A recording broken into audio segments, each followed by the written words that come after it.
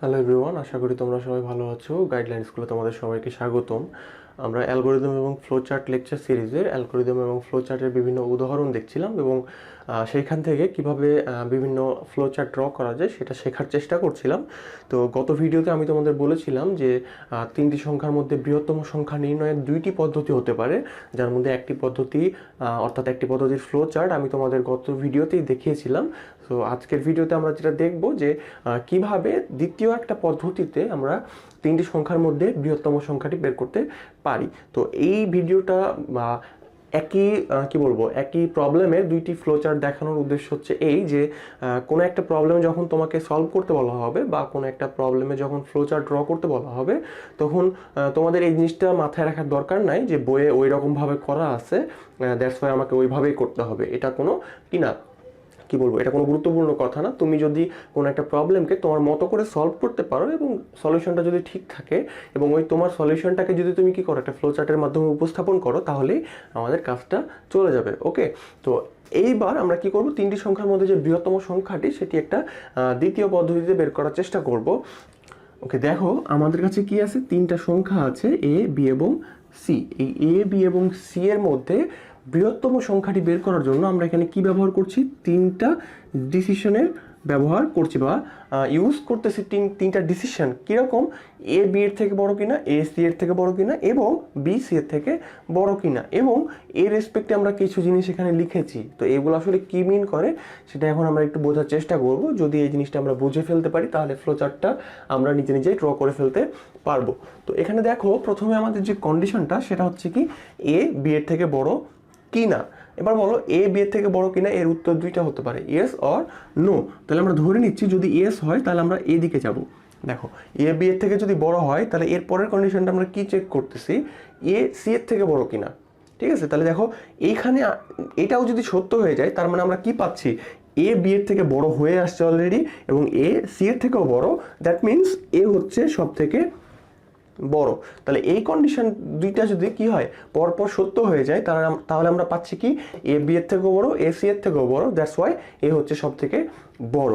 যদি এই কন্ডিশনটা সত্য না হয়, অর্থাৎ এ গ্রেটার দেন সি, এটা যদি মিথ্যা হয়, তাহলে আমরা বলতে পারি কি, সি গ্রেটার দেন এ, এ গ্রেটার দেন সি নয়, তার মানে হচ্ছে সি গ্রেটার দেন এ।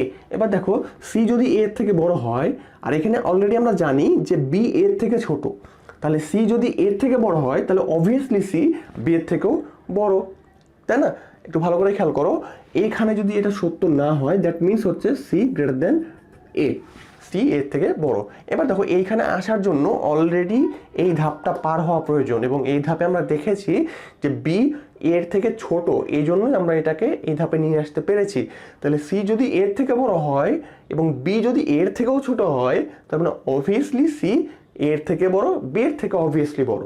ঠিক আছে, তো সেক্ষেত্রে এই কন্ডিশনটা সত্য হলে আমরা পাচ্ছিলাম এ সব থেকে বড়, যদি সত্য না হয় তাহলে আমরা পাচ্ছি কি, সি সব থেকে বড়।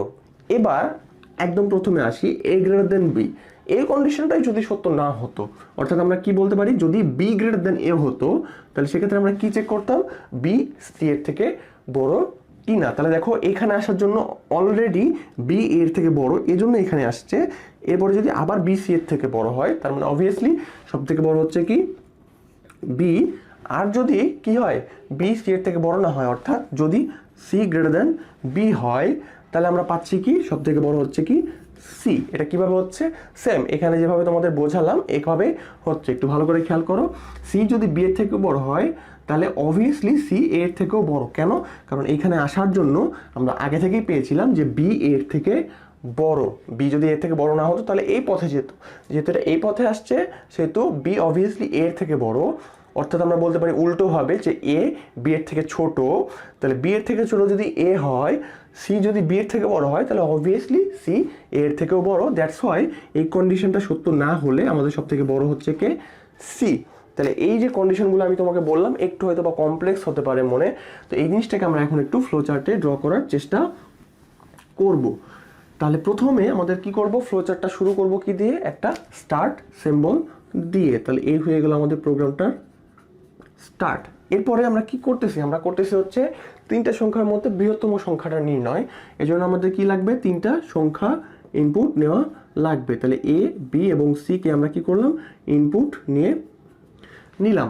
তাহলে এ বি সি তিনটা ইনপুট নেওয়ার পরে আমাদের প্রথমেই কি ছিল, একটা কন্ডিশন চেকিং। কন্ডিশন চেকটা কি ছিল, এ গ্রেটার দেন বি কিনা। তাহলে দেখো আমরা ইনপুট নেওয়ার পরে চেক করতেছি এ গ্রেটার দেন বি কিনা। তাহলে এ গ্রেটার দেন বি যদি ইয়েস হয় তাহলে আমরা চেক করতেছিলাম যে এ গ্রেটার দেন সি কিনা। তাহলে এই কন্ডিশনটা যদি সত্য হয় তার মানে এ গ্রেটার দেন বি এবং A greater than C. That means আমরা বলতে পারবো এ ইজ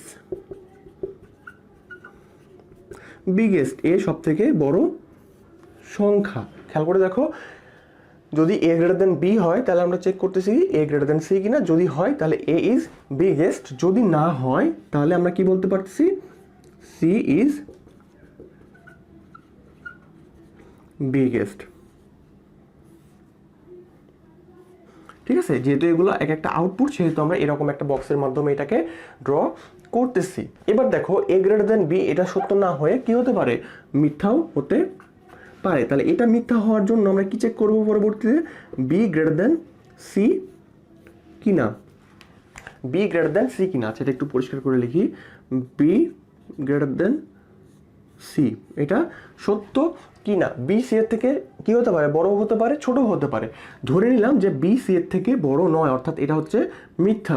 যদি নো হয় সেক্ষেত্রে আমরা কি লিখতে পারবো, দেখো সি ইজ বিগেস্ট। তার মানে আমরা এখানে নো হলে এই কি এ পর্যায়ে কি করতে পারবো, যেতে পারবো। তাহলে সেক্ষেত্রে আমরা এখানে চাইলে একটা কানেক্টর ইউজ করতে পারি। ঠিক আছে, এখান থেকে একটা কানেক্টর ইউজ করতে পারি। দেখো এ সি এর থেকে বড় না হলেও আমরা কি, এখানে যদি নো হয় সেক্ষেত্রে আমরা সি ইজ বিগেস্ট বলতেছি, এখানেও যদি নো হয় সেক্ষেত্রেও সি ইজ বিগেস্ট বলতেছি। দ্যাটস ওয়াই এটাকে একটা কানেক্টরের মাধ্যমে যুক্ত করে দিলাম। এবং বি যদি সি এর থেকে বড় হয়, অর্থাৎ এটা যদি ইয়েস হয় তাহলে আমরা বলতে পারবো বি ইজ বিগেস্ট। ঠিক আছে, এবং আমাদের এই পর্যায়ে এসে আমাদের প্রোগ্রামটা দেখো শেষ হয়ে গেছে। আমরা আইদার কি পাচ্ছি, এ ইজ বিগেস্ট, অথবা পাচ্ছি বি ইজ বিগেস্ট, অথবা পাচ্ছি সি ইজ বিগেস্ট। ঠিক আছে, তাহলে এখন আমাদের কি করতে হবে, এখন আমাদের প্রোগ্রামটা আগের মতোই এন্ড করে দিতে হবে। এবং যেহেতু দেখতেছি আমরা যে এখান থেকেও প্রোগ্রামটা এন্ড হতে পারে, এখান থেকেও এন্ড হতে পারে, এখান থেকেও এন্ড হতে পারে। দ্যাটস ওয়াই আমরা এখানে কি করব, কানেক্টর ইউজ করব। কানেক্টরের মাধ্যমে আমরা যত কি আছে পথ আছে পসিবল সেগুলো এক জায়গায় কানেক্ট করে তারপর আমরা প্রোগ্রামটা এন্ড করে দিব। তাহলে দেখো এভাবেও আমরা তিনটি সংখ্যার মধ্যে অ্যাকচুয়ালি বৃহত্তম সংখ্যাটিকে বের করে নিয়ে আসতে পারি। তাহলে দেখো গত ভিডিওতে আমরা যে পদ্ধতিটা ব্যবহার করেছিলাম সেখানে আমরা মাত্র দুইটি কন্ডিশন চেক করেই কি করতে পারতেছিলাম, আমাদের বৃহত্তম সংখ্যাটিকে বের করে ফেলতে পারছিলাম। কিন্তু এখানে কন্ডিশন চেকিং এর দরকার হয়েছে কয়টা, তিনটা। কিন্তু একটা জিনিস খেয়াল করবা, গত ভিডিওর যে কি বলবো উদাহরণটা ছিল সেখানে প্রত্যেকটা ডিসিশনে আমরা কি করেছিলাম, দুইটি কন্ডিশন একসাথে চেক করেছিলাম। কিভাবে, এ গ্রেটার দেন বি এবং এ গ্রেটার দেন সি কিনা, এই দুইটিকে মিলে একটা ডিসিশন নিয়েছিলাম, তাই না? কিন্তু এখানে প্রত্যেকটা কন্ডিশন হচ্ছে ইন্ডিভিজুয়াল, তাই না? তো এরকম তুমি যে কোনো একটা প্রবলেমকে চাইলে বিভিন্ন পদ্ধতিতেও কি করতে পারো, সলভ করতে পারো। তো কি পদ্ধতিতে সলভ করছো সেটা আসলে ম্যাটার না, ম্যাটারটা হচ্ছে যে তুমি যেটা ব্যবহার করছো বা তুমি যে ফ্লো চার্টটা ড্র করেছো সেই ফ্লো চার্টে আমরা যদি তিনটা সংখ্যা ফর এক্সাম্পল 3, 5 এবং 2 ইনপুট দিয়ে চেষ্টা করি, ট্রাই করি, তাহলে সেটা ঠিকঠাক রেজাল্ট জেনারেট করতে পারছে কিনা। ফর এক্সাম্পল এখানে দেখো আমরা যদি 3, 5, 2কে যথাক্রমে এ, বি এবং সি চিন্তা করি, তাহলে দেখো এ গ্রেটার দেন বি কিনা, 3, 5 থেকে বড় কিনা, কথাটা মিথ্যা, অর্থাৎ নোতে চলে যাবে। এরপরে কি হচ্ছে, বি গ্রেটার দেন সি কিনা, বি আর সি কে এ এবং এ, তাই না? বি কি সি এর থেকে বড়, ইয়েস, বি সি এর থেকে বড়।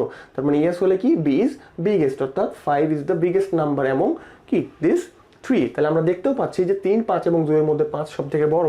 এবং এই সংখ্যাগুলোকে যদি আমরা ফ্লো চার্টে বসাই তাহলে আমরা কি পাচ্ছি, 5 সব থেকে বড়। অর্থাৎ আমরা বলতে পারি এরকম আরো যদি অনেকগুলা উদাহরণকে আমরা কি করতে পারি, এভাবে ফ্লো চার্টে বসায়ে যদি দেখি যে ঠিকঠাক উত্তর আসতেছে তাহলে আমরা বলতে পারি আমাদের এই ফ্লো চার্টটা ঠিক আছে।